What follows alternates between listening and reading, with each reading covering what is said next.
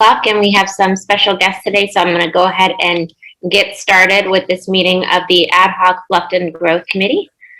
Thursday, May 27th at 5 p.m.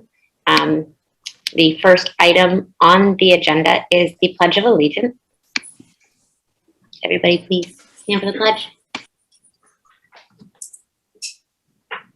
I pledge allegiance to the flag of the United States of America and to the republic for which it stands, one nation, under God, indivisible, with liberty and justice for all.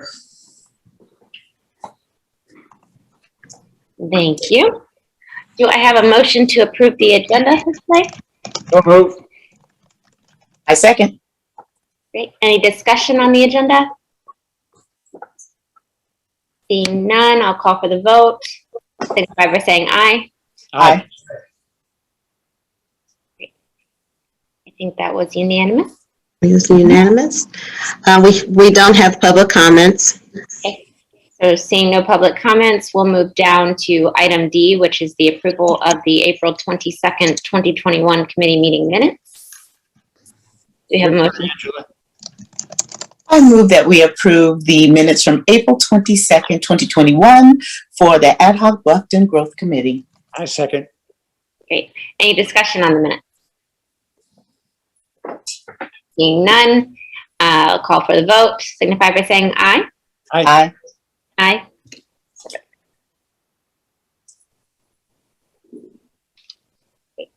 So moving on to item E on the agenda, we are very fortunate today to have some representation from the Hilton Head Area Association of Realtors. Their CEO, Jean Back, and their president is also joining us.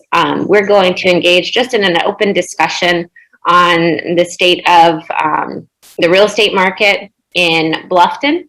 And I also have a couple documents for the committee's review that are pulled from the Hilton Head Area Association of Realtors website. They have a 2020 annual market report, and then also the most recent market report is for April. So those are located in E and F of the agenda and board docs. So I was just going to introduce Jean and give her a moment just to introduce herself to the committee members. Jean, we have Colonel Geyer, who's another committee member along with myself, and one of our newer board members, Miss Middleton. And they both have a great interest in Bluffton's growth and making sure that we as a school district are doing everything we can to accommodate all the new students that are coming to us. So I'll turn it over to you just to say hello to everybody. Great. Well, thank you very much for having us this evening. We are happy to be here and appreciate the fact that you came and asked us to the table with you to have some discussion. We're always here to, we're happy to assist wherever we can with our elected officials and as our communities grow for sure. So our association currently has about 1,500 Realtor members. So we are a very large trade association here in Beaufort and Jasper County. We probably just follow under the Hilton Head Island Bluffton Chamber of Commerce. So serving as our board president this year is Sean McTurnan. Sean is with the Alliance Group Realty, and he actually kind of specializes in this Bluffton market. So it's kind of a good thing to have Sean here with us. He kind of, that's his niche, and services, buyers and sellers from the, the lower side of sales, which is getting different price points now, into the higher side of sales. So I think having Sean here was really an opportunity for you to listen to him. Sean has children in the school system as well. So he's a parent and understands what that's like too. I'm a little beyond that now, so. Wonderful. Well, nice to meet you, Sean. Thank you for joining us today. I would like to give you an opportunity just to introduce yourself briefly. Jean did a great job, though, setting it up. So, sure. Sean McTurnan with the Alliance Group Realty. I've been in Bluffton now for 17 years, so I've seen the growth. When I first moved here, I think we probably had 7,500 people in the town, and now it's much, much larger. And as Jean said, I do have two children in middle school, one going into high school next year. So it's obviously a great interest of mine to make sure our school district is improving and growing accordingly. Yeah, I can definitely answer any of your questions regarding the Bluffton real estate market. It has definitely been a challenging and unprecedented couple of years. Well, I'm gonna turn things over kind of to the other committee members to see if they have any questions that they wanted to ask you all. I know I had a few, but I want to let them go first. I think I want to start by asking, and I saw your report, but just from your perspective, especially with young families that are going to have school-age children, do you see a lot of those moving to our area? Because I know there are a lot of retirees here, but families that have children that are school age, what is the percentage? Can you give a number? I don't know if you all track that. What are you seeing? Well, we don't track that at all, but certainly Sean can give a perspective for his buyers that he has worked with, as far as kind of a ratio, what he sees in his clients. Yeah, I would say more recently, we're seeing a lot more retirees. I have spoken to actually a few teachers that are moving into the area that apparently have been hired by Beaufort County Schools. And, most of them are looking for homes under 300,000, which is a very difficult price point. Right now I could probably pull it up, but there's probably a handful of properties, probably less than 10 in Bluffton, that are under $300,000. And you're competing with retirees that are coming from various parts of the country, and most of them are, they can pay cash.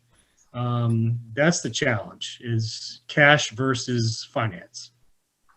Where in the past, it didn't really matter much because there was very few cash buyers. But right now, with a lot of the retirees moving here, most of them can, if they want to, purchase with cash. Okay. Well, if you don't mind, Madam Chair, I have one more question. Yeah. How about individuals who are buying second homes and for vacationing? Do you see a lot of that? I don't see that much in the Bluffton market. That's more of a Hilton Head market. There are some here, don't get me wrong. I do sell some second homes here in Bluffton to folks, but primarily these are full-time residents in Bluffton. Angela, are you asking, do the second home people have children?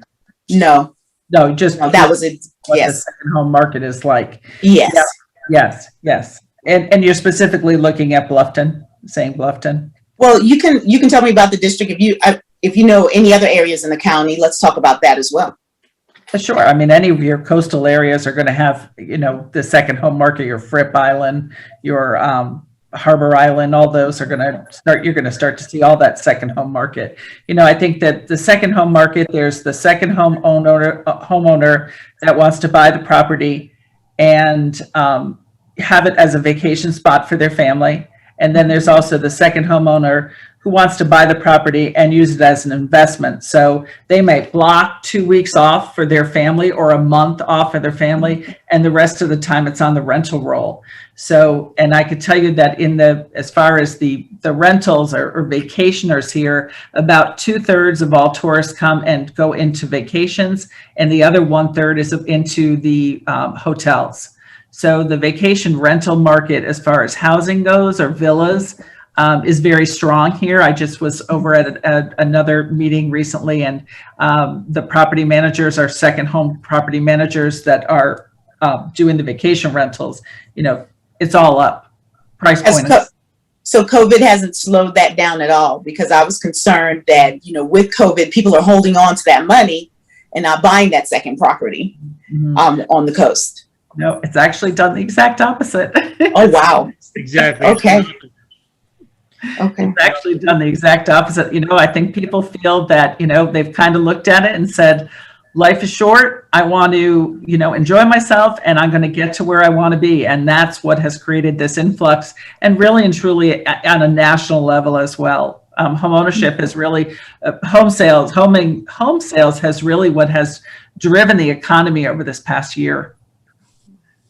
Thank you both for the information. Mhm. Colonel Guy? Thank you. Multifamily is obviously a concern because, there's a lot of people, especially starting out in their careers and with young children, that may be looking for apartments or rental properties. Do you have any idea of what the market is like for either the rental market or the multifamily rental properties? I can speak to that in Bluffton. So you probably noticed several new apartment buildings or communities that have popped up here in Bluffton most recently. And, these newer properties are apartments that are for rent. The demand for rent in Bluffton is very high. However, the problem I see is that the cost is also high. If you're looking for an apartment, a typical one of the newer apartments in Bluffton, you're over you're going to be over $1,200 a month. Whereas if you look at the possibility of purchasing versus renting, it almost makes you scratch your head and say, why would you rent when you can probably purchase a condo in like Plantation Point or Westbury Park? And have about the same amount of same payment. Problem is funding. Funding is hard. Thank you. New construction. We've been hearing that I live north of the Broad, and we see some new construction going on here. And what we're hearing in the subdivision where I live, where also some new construction is happening, that the builders are booked, and the prices of materials are just going crazy. So what are we looking at the growth that you're seeing being existing housing turnover, and how much of the growth or new purchases are for new construction, and are those primarily for retirees? Are they second home, people that are buying not their first home, not their starter home, but their second home, their third home, that they've gotten some equity, and so they're up in their price point? Can you give me kind of a feeling about that? I can, yes. I'm also actually on the board for the Home Builders Association as a real estate advisor, so I'm very familiar with what's going on in the new construction area. And I'll tell you that lumber prices are what's driving this entire market. So most builders now are pretty far out as far as if you want to purchase a new home, you're looking at typically you would be looking at 6 to 7 months. That is no longer the case, and that is probably within the last 6 months that has changed drastically. I'll give you some examples. In the retiree market, meaning 55 and over, Margaritaville in the last couple of months went from being 6 to 8 months out to now being 24 months out. Wow. So if you want to buy a home as a retiree in Margaritaville, this is of course Hardyville, so a little bit outside of our market, but just to give you an example, you're 24 months out. Most new home builders, production builders, I mean, like Pulte, D.R. Horton, Village Park, etc., you are looking at situations where, depending on the community, there's no longer a flat base price. So what they're doing is they're looking at each individual and they're saying, okay, you want this model, you want this lot, you're looking at this price if you sign today. So they're doing a spot price rather than a base price and then your upgrades. So they're doing this individually. It's no longer like a blanket situation. It's each purchase is individual because lumber prices are changing so quickly that they cannot lock in for a long period of time. And it's getting to the point where that's not even the problem as far as price. It's actually the availability of the product. Windows are 6 to 8 months out. So all these things are affecting the building timeframe. Thank you. That's reinforces what I've been hearing north of the Broad where I live locally. Let me just share with you too, Richard. I will tell you on a national average or a national point, building costs have increased $36,000 from April of 2020. Wow. That's the report we're receiving from the National Home Builders Association on a national level. One last question, Madam Chair. One of our challenges is location.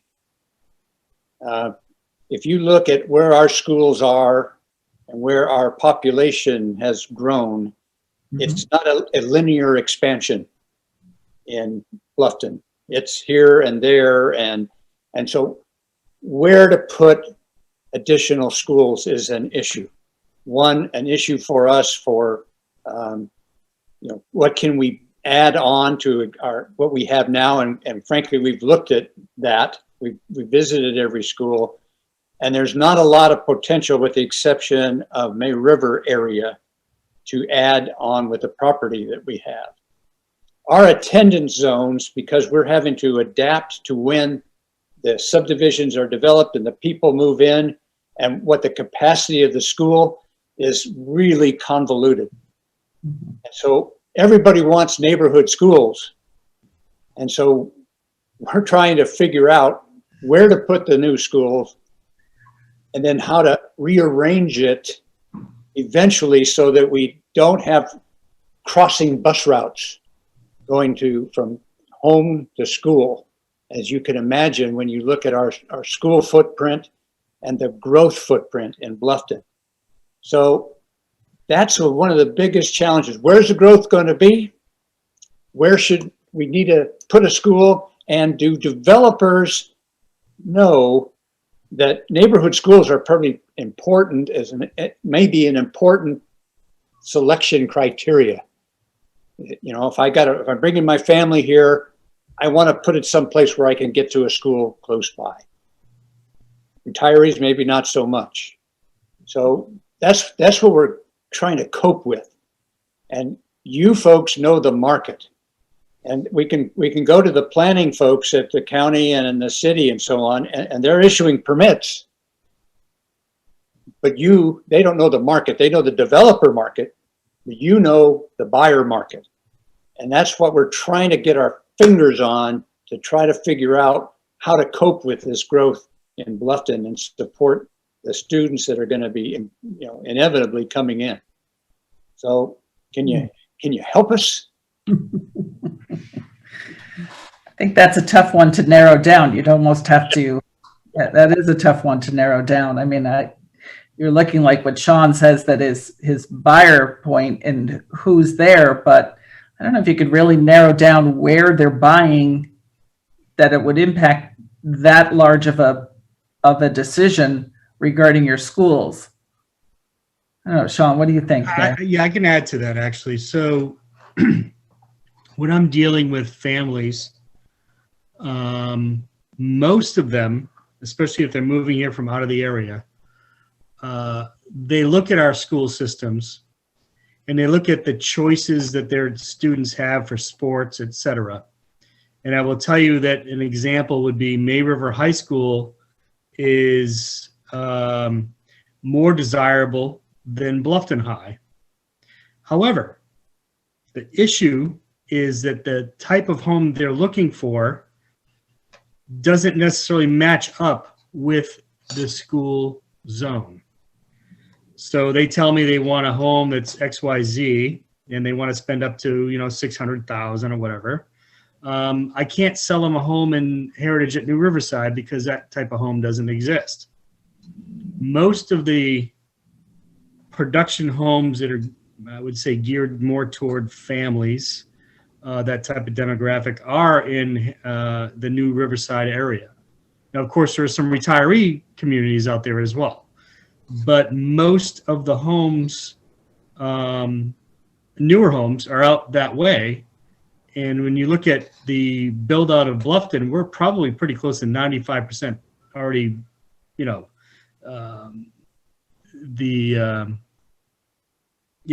plan is already pretty much done. There's very little land left for development that hasn't already been spoken for and planned for. So with all that said, I would say personally, I would think that it would be best to expand our existing schools. Whether or not you're able to add another school or not, I mean, that's beyond my expertise, but think about it. Most of the land has been developed from, the island out. So the further out you go away from the island is where more of the development will be, what's left. And right now that's a combination of, Cahavnanian has a 55 and over community being built on 170. And you have other communities still being built out in New Riverside area that are not age specific, that do attract families. But I would say that the type of families that are moving here right now are in a higher, because they're moving from areas that they're selling their home for, $600, $700, maybe $1 million, and they're coming here with kids. They don't want to buy a new production home from D.R. Horton. So they're in a conundrum. They like May River High School, but there really aren't any communities that match up with what they're looking for. I see that quite a bit. Well, one of the things that we found, because you mentioned expanding our existing schools, is we went around to all of the schools in Bluffton, looked at some aerial maps of them, how they've grown over time, from when they were first built and the expansions that have been done at some of them. And one of the things that we found at our existing schools in Bluffton is that the common areas, particularly the cafeterias, can't accommodate that many more students because they're already running 4, 5, 6, lunch periods that are very condensed and tight. So it's kind of a big conundrum. And also a lot of them don't have any land to build out onto. They're packed in too tight where they are. So that's kind of the conundrum that we're in right now with our existing facilities, is that to add on to them, while there may be some small areas for additions, it's going to put additional strain on those common spaces, which is unfortunate. But pardon? You build up? We talked about that. That was something that I had asked about. I think at some of them, it comes down to, and I can certainly, we do have Robert Otting, who's our Chief Operations Officer, as well as Carol Crutchfield on the call. She's our planning coordinator for the district as well. And they can probably speak to this better when it comes to specific facilities. But it's my understanding that in building up, that you're still going to have that strain on the cafeteria area unless you build on a new cafeteria area. But I'll defer to them too, because they know those. That's okay. We'll let you ask our questions. We're not here to ask you. No, it's good for us to, communicate and build on this knowledge, because you guys are dealing with the buyers ultimately. So I think it's really good for them to hear that too, because that would probably be their question. Why don't they just expand at an existing facility? Carol or Robert, do you have anything to add to that? Well, I'll jump in and just say you kind of addressed it when you talk about the core facilities of a school. So most of our schools are designed for a certain student population. And so if you add on too much, you're impacting those core facilities. And typically when you talk about core facilities, you're talking about media center, gym, cafeteria. Those were designed for a certain population. And then, of course, the only issue with going up, we can do additions going up, but you're going to be doing new additions on a new piece of property, or you're going to have to tear down part of the building and go up in that area. You can't really go up over an existing structure because none of the structures are really designed for that. Hopefully that answers your question.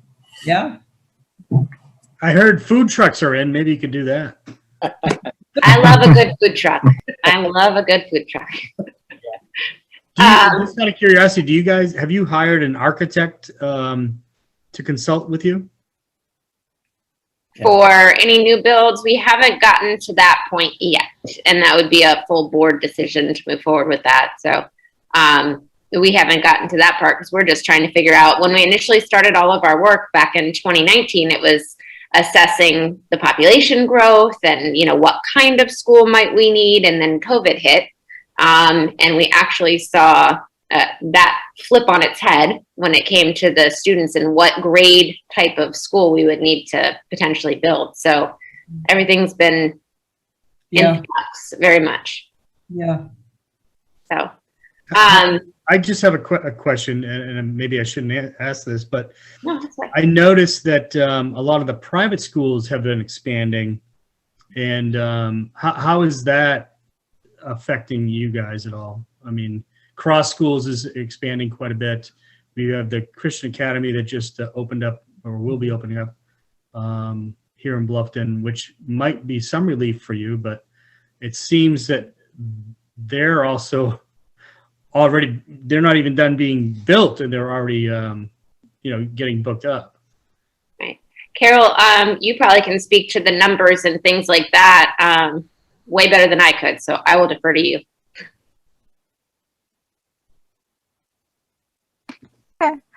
There's always a percent of the population, you know, that chooses to go to a private school, and we don't have a consistent mechanism to monitor that. If they choose to share their data with us, then they share it. Some do, some do not. So we're never sure about the quality of that. Census data always helps because we can track estimated populations of children and kind of have an idea of what percentage of the total population, you know, under 18 that we see end up in our schools.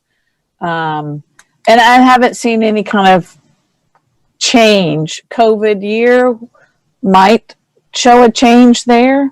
And I guess we're just kind of seeing what our enrollment looks like next year. We did lose a lot of students this year, and we're optimistically hoping to get, you know, the majority of those back, which would put us back on a Bluffton area growth model that would be of concerning of how we're going to handle continued growth. So, Right.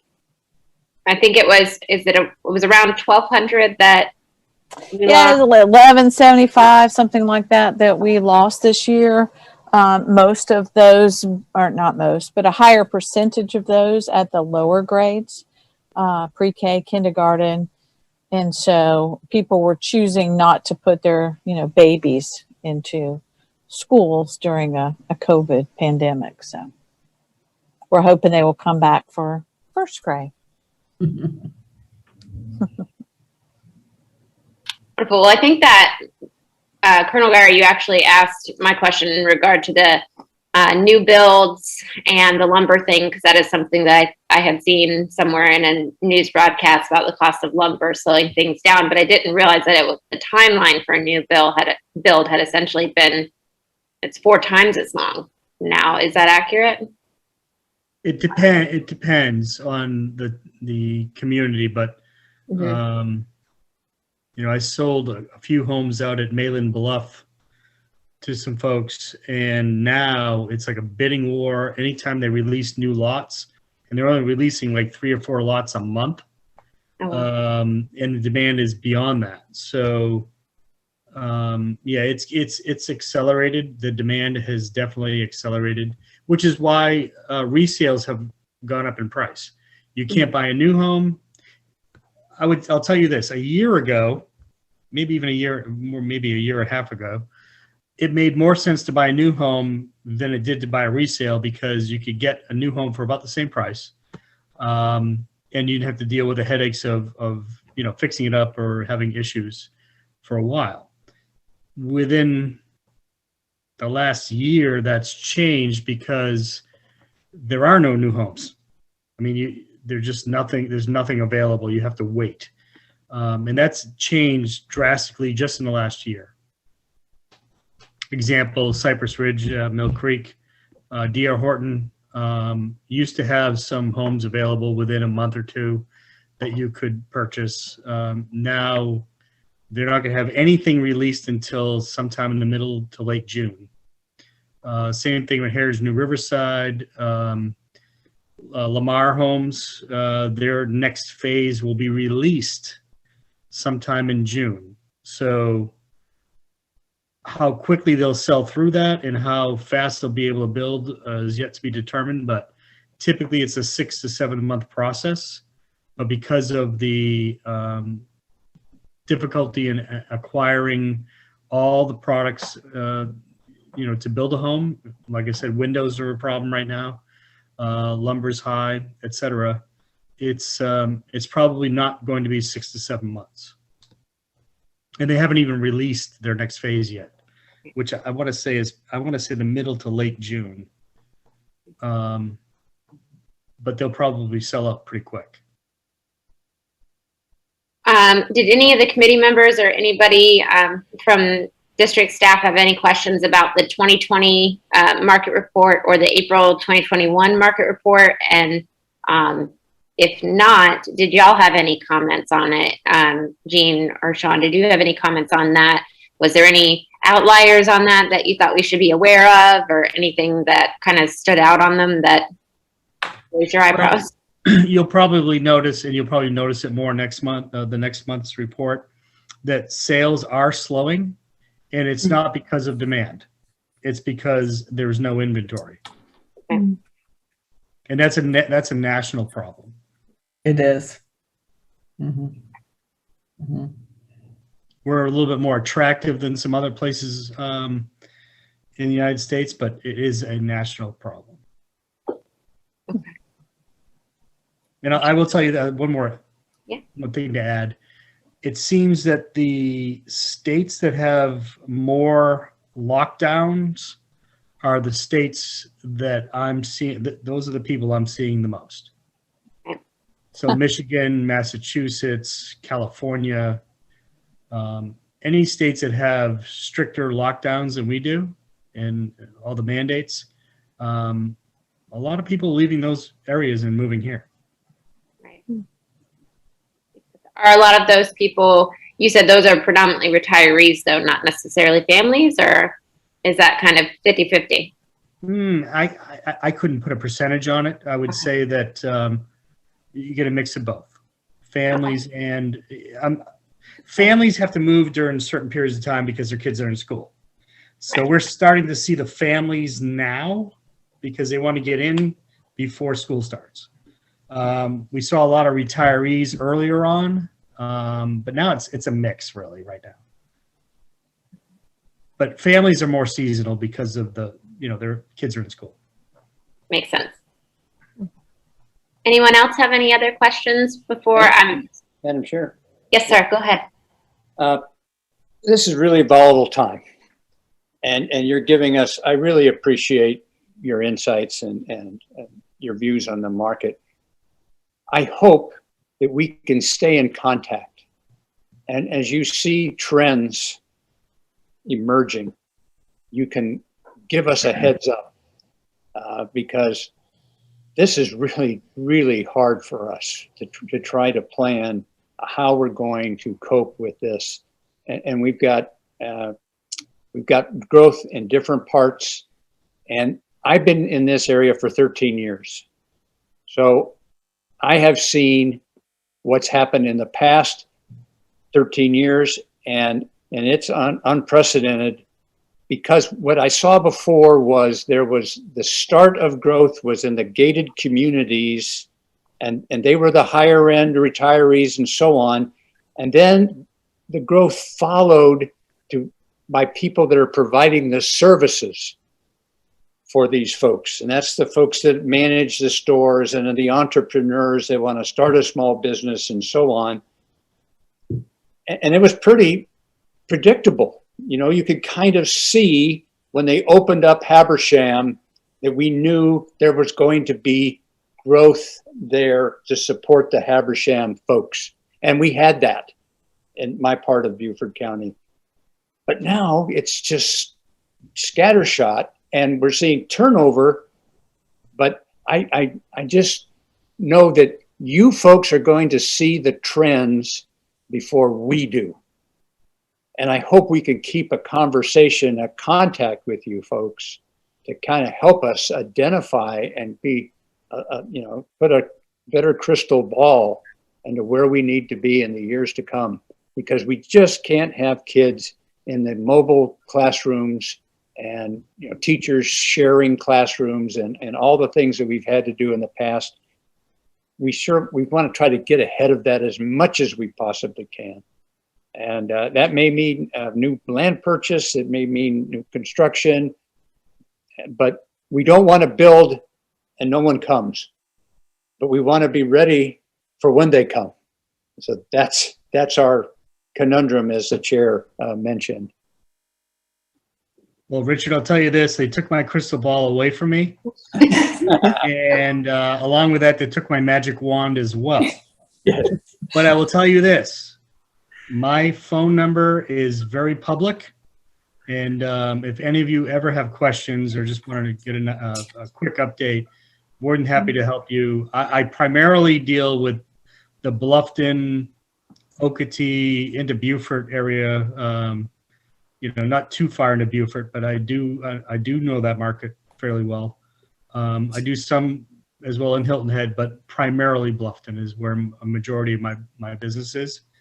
And I see the trends, and the trends change quickly, especially lately.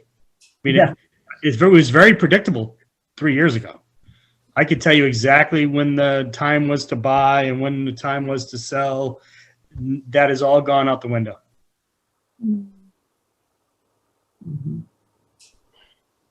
Ms. Carroll, did you have a question for us? Saw your hand before. I did. You had mentioned, Sean, that you were selling in Mayland Bluff. And other than the sign, I've not kind of been in there to even know how many homes they've got. But kind of what's been that average price point? Because that's always a good indicator for me to kind of know whether it's really going to produce a lot of students. I'm going to say that of course it's gone up. The average is going to be in the high 3s to the high 4s. Okay. And my guess is by the time they're done building, it'll be in the 500s. Really? Okay. Mm-hmm. And it's some pretty nice homes. There's 2 different levels of homes you can buy in there. Okay. The demand is high. Right now, it's a bidding war on just the lot. Wow. You actually have to bid on the lot.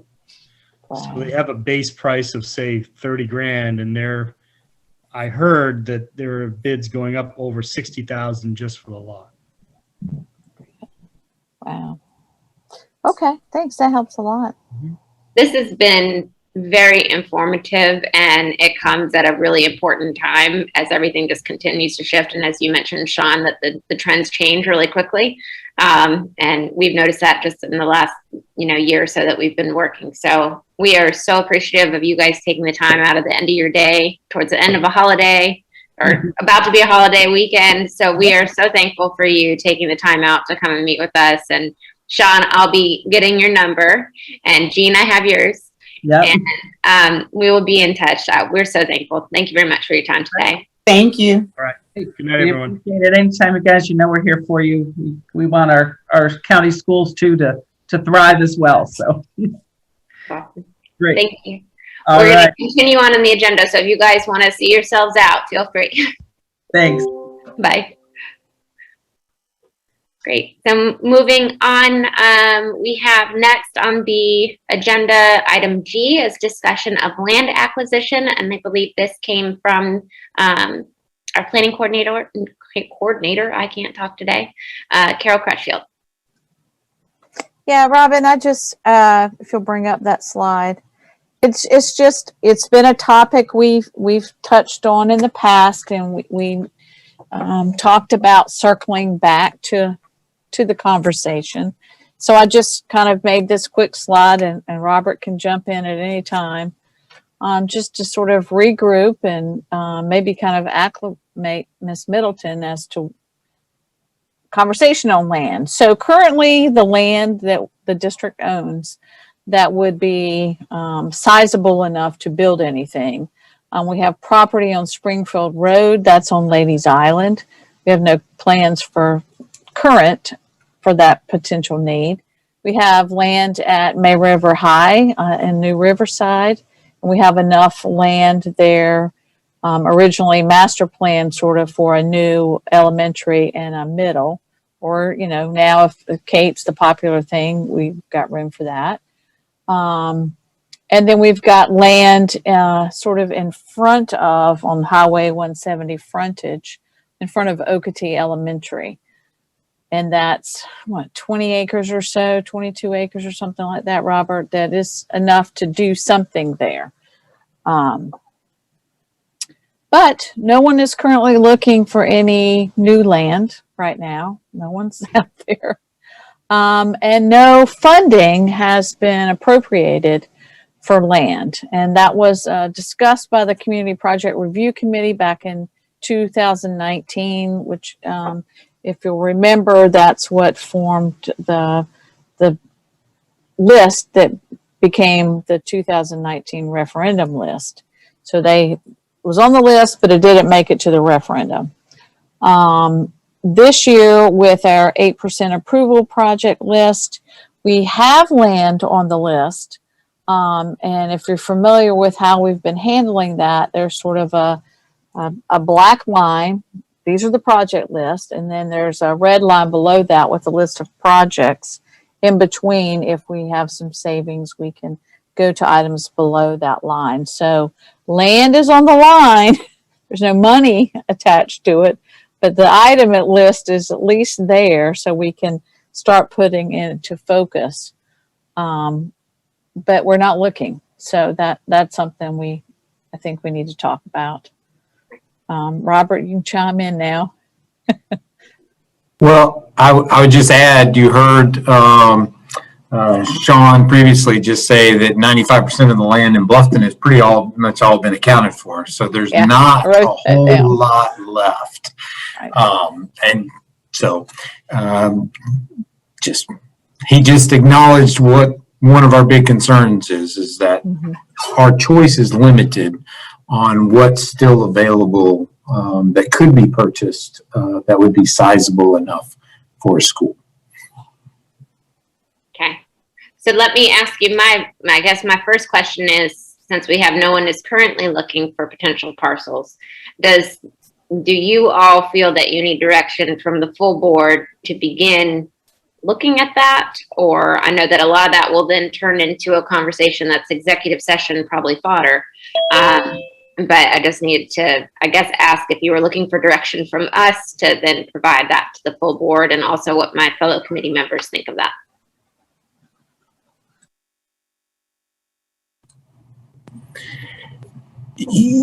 I want to say yes, that we are looking for direction.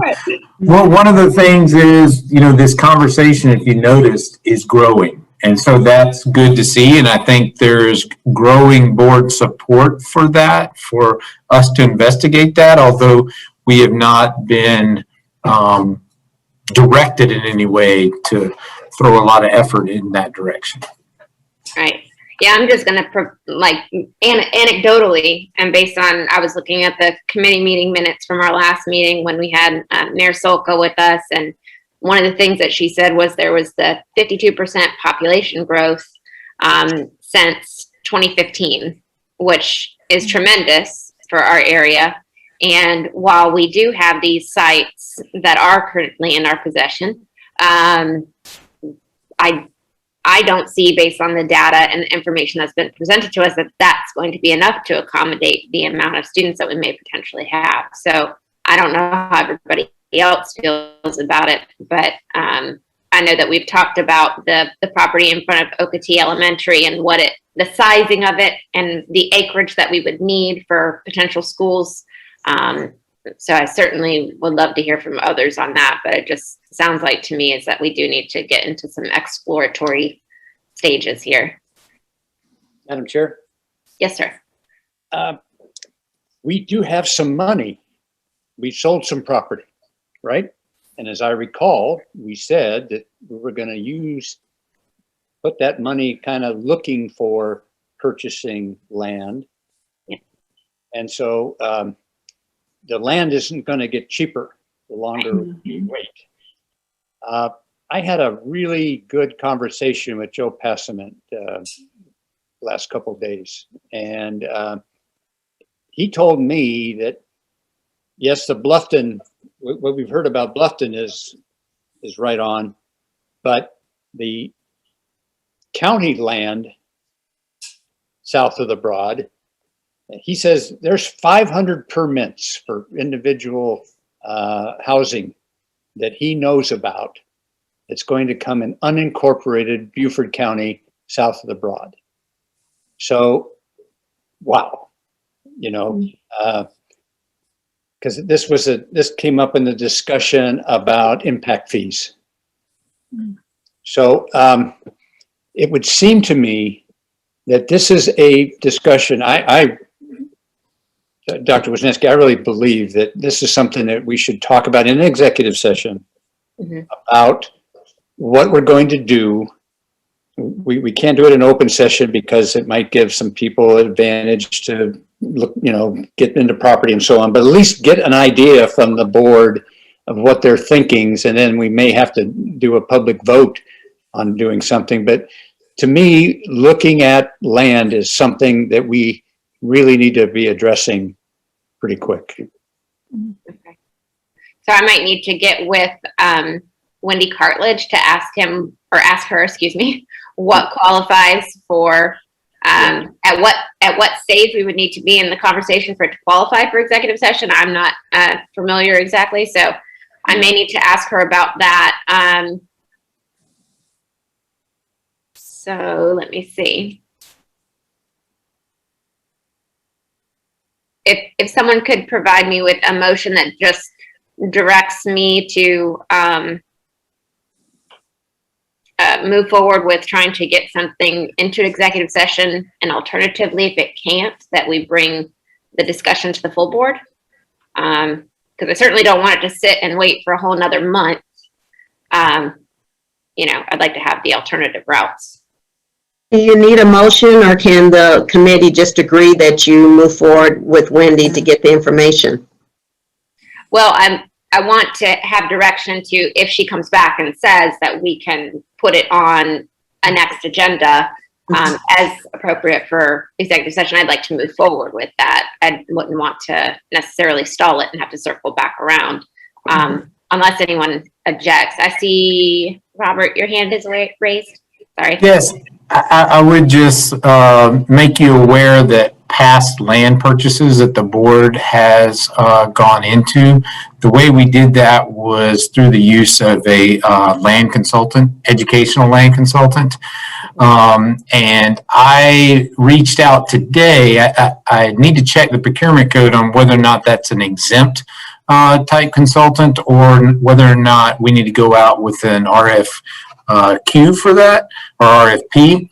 So, you know, I think a motion, if that's the direction you think we might want to go, then one thing could be for us to at least start looking into developing an RFP for a land consultant.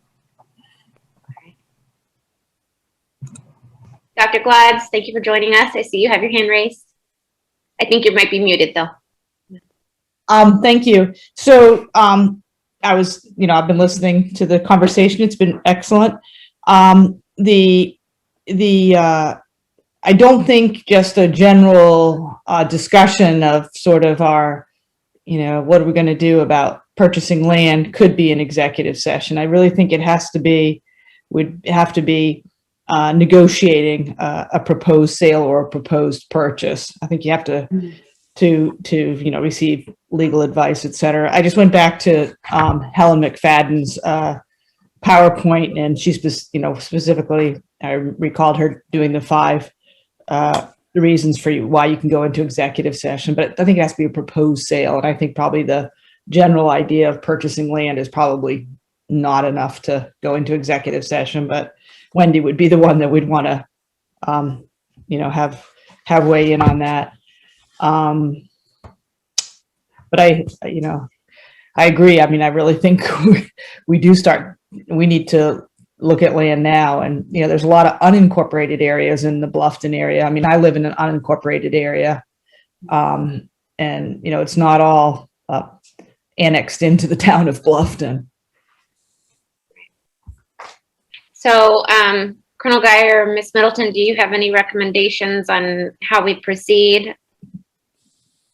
Based on also what Robert said with potential we might need to get an RFP or RFQ for land development. I think you should definitely talk to Wendy first to see how we need to present this, because if we need a consultant, we would need to discuss that, wouldn't we? We would need to discuss the consultant first. So talk to Wendy about how we need to do this. Do we need to discuss hiring a consultant in executive session? This is a newbie question, so just help me out. I think it might be general session, Okay. or public session for us to discuss hiring. And then once we get into development of RFP and actually negotiating a contract is when it becomes executive session. Okay. So do we need to do a motion if we're going to just discuss hiring a consultant in general session? Or could that just be an agenda item? We can add that to one of our agendas. That's what I'm kind of leaning towards, is that, out of committee, that we would recommend to the full board that we have a discussion regarding possibly hiring someone to assist us in that. I concur with that. I think it's a good idea. Can someone provide me with a motion? Hold on, I'm trying to write. Thank you. Thank you. I'm diving into this motion. I'm cool, swimming. I started it with the Ad hoc Bluffton Growth Committee recommends to the full board. Okay, wait a minute. I move that the Ad hoc Bluffton Committee recommends to the full board to discuss hiring an educational land purchasing consultant. Is that their title, Robert? That sounds perfect. Hiring an educational land consultant. Yes. I'll be happy to second that. Check. Did it. And the only thing that I would add is for the Bluffton area. For the Bluffton area. Well, yeah. How about Okatee? Are we not worried about Okatee? That's part of the package, isn't it? That's the area. That's the area. Well, people don't think about us over here. Well, Thank you, Dr. Wisniewski. I appreciate you. The Ad hoc Bluffton Growth Committee recommends to the full board to discuss hiring, the discussion. To engage in discussion regarding hiring, whatever that title was. I'll have to see it all once it's up there. Okay, wait a minute. Okay, let me get rid of this.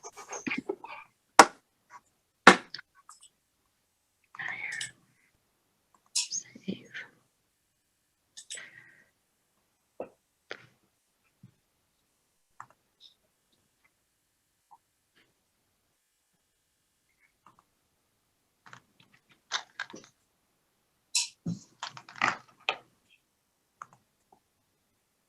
In the discussion of hiring an educational land consultant for the Bluffton area. To engage in discussion regarding the hiring of. I hear too many.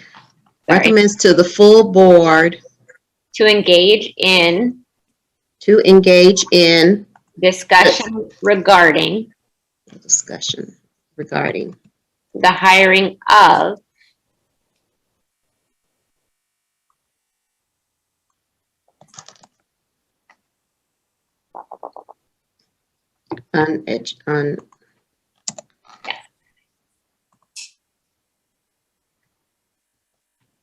That looks good to me. What do you think? Yes. Yes. Yes, that's perfect. Any other discussion or comments before we call for the vote? No. Perfect. So, I vote in the affirmative. Aye. Perfect. Good. Okay. Perfect. That will be in my report to the full board at our next board meeting, which I believe is on Tuesday. On Tuesday. I'll put this on the agenda, the motion, so that up under committee report. Perfect. And the only thing I ask is, Robert and Carol, if you guys can have any pertinent data points and background information about the prior educational land consultant that we've used. Of course, we need to keep our conversation just factually based, but if you can do that, that would be wonderful, just in case there's questions that I might have. Yes, I'll find out, how we contract, what kind of contract form we had with them, and also any procurement requirements for Exactly. that type of RFP. So we'll be ready for that. Perfect, thank you. Dr. Gladys, you're good? Yep, I was going to say procurement. That needs to be part of the discussion. Yeah. Wonderful. So any other conversation regarding the land acquisition? None? Okay, moving on to next item, which is discussion of future agenda topics. I had one that rolled over from our last meeting, which was coordinating discussion with any developers. I don't know if we want to do that, along with the same time of the educational land consultant or not. That kind of seems to make sense that we would engage in those conversations or try to, because perhaps we can then funnel them to whatever individual we choose for the educational land consultant. Any other topics or anything to add on that? I do have also for our next meeting, the Beaufort County Treasurer, Maria Walls, will be attending to discuss tax rolls and what she's seen over COVID in the receipts of tax bills in the treasurer's office. So she will be speaking at our next meeting. So if anybody has any questions that you want me to have her, prepare answers for, or anything that she would fall under her purview, certainly do send those to me, and I'll make sure that they get over to her to answer for our next meeting. Perfect. Anything else? So our next meeting is scheduled for June 24th at 5 o'clock. Yes, ma'am. Perfect. So if there's nothing else, can I get a motion to adjourn? I move that we adjourn for today. I will second. Have a great evening, everyone. Great Bye. evening. Have a good Memorial Day. You do the same. Be safe. Yeah, thank you. Everybody. Bye. Thank you all for coming.